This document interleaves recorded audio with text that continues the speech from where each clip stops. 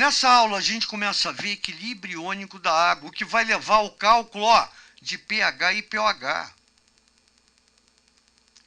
Fantástico, né? Onde já chegou, né? Então, a representação da constante de equilíbrio iônico da água é Kw. A gente vai chegar lá depois. O que importa é que ele me dá aqui a equação de ionização da água. Aí você me pergunta, pô, mas isso aqui sofre ionização, professor? Muito fracamente, mas sofre.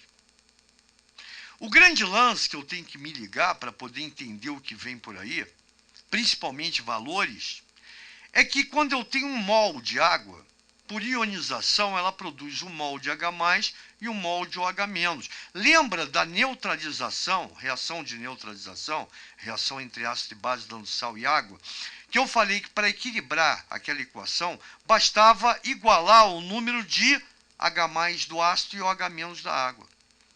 Ou seja, para cada molécula de água formada, você tem a produção, né, de um mol de H+ e um mol de OH-. Então, a quantidade de H+ e OH- formados vai ser sempre igual.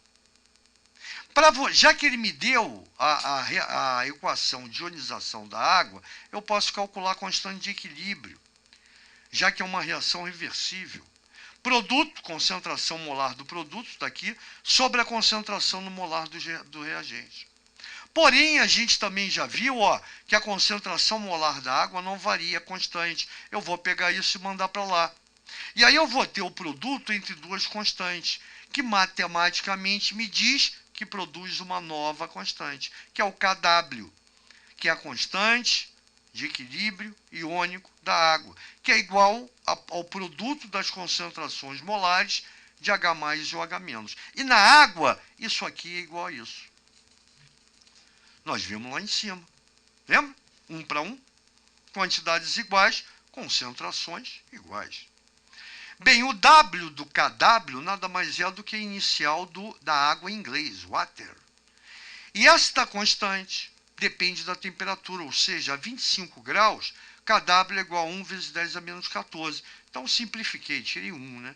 Kw igual a 10 a menos 14. Como as quantidades são iguais, as concentrações são iguais, Kw igual a concentração molar de 10 a menos 7 por H+, multiplicado pela concentração molar de 10 a menos 7 por OH-. Isso para a água.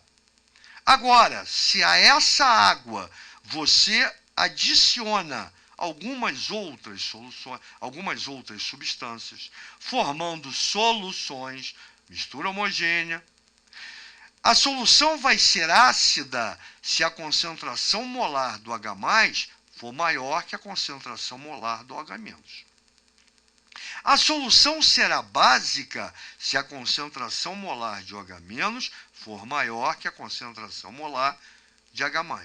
E ela vai ser neutra se essas concentrações forem iguais. Acabou, gente boa. E a partir dessa análise, a gente começa a entrar em potencial hidrogeniônico e potencial hidroxiliônico, pH e pOH. Baseado nesse conceito, o bioquímico Soren Sorensen criou duas definições muito importantes. Está aqui, ó. Como é que se calcula pH? Você tem duas maneiras. Aqui eu estou dando pela definição do cara, tá? Depois a gente vai ver a outra. pH nada mais é que menos log da concentração molar de H+. Então, logicamente, se eu tenho H+ e OH-, o pH menos log da concentração molar de OH-. O que me interessa aí? Que se o cara, no enunciado de um determinado problema, me diz que a solução é de um ácido, eu não posso calcular pOH.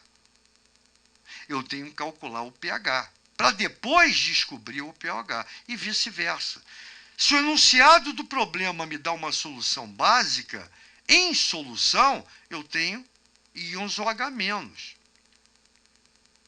Então eu não posso calcular o pH, primeiro eu vou ter que calcular o pOH. Por que se eu tenho uma solução ácida, eu tenho concentração de H+. Se eu tenho uma solução básica, eu tenho concentração de OH-. Quando eu calculo essa para uma solução básica, essa aqui vai me levar a essa, se eu quiser. Quando eu calculo isso para uma solução ácida, esse resultado vai me levar a esse. E a gente vai ver nas páginas futuras. E aí, por que o cara usa logaritmos? E aí eu coloco para vocês.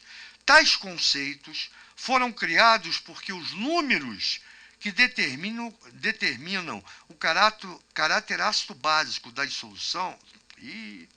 soluções são expressos com expoentes negativos. Deixa eu tomar água aqui que a voz já está querendo falhar. Daí a aplicação de logaritmos para facilitar os nossos cálculos. Acabou. Então nota que tudo que a gente viu aqui é o aperitivo para a gente entrar em cálculo de potencial, tanto hidrogênio iônico quanto hidroxilo iônico, pH e pOH. E como eu falei, eu coloquei aqui a expressão que calcula pH e pOH pela definição de Sorensen. Porém, outra vai aparecer, outras, né? Irão aparecer e a gente vai mostrar para vocês na próxima página. Até lá, gente boa. Grande aula. Gostei, hein?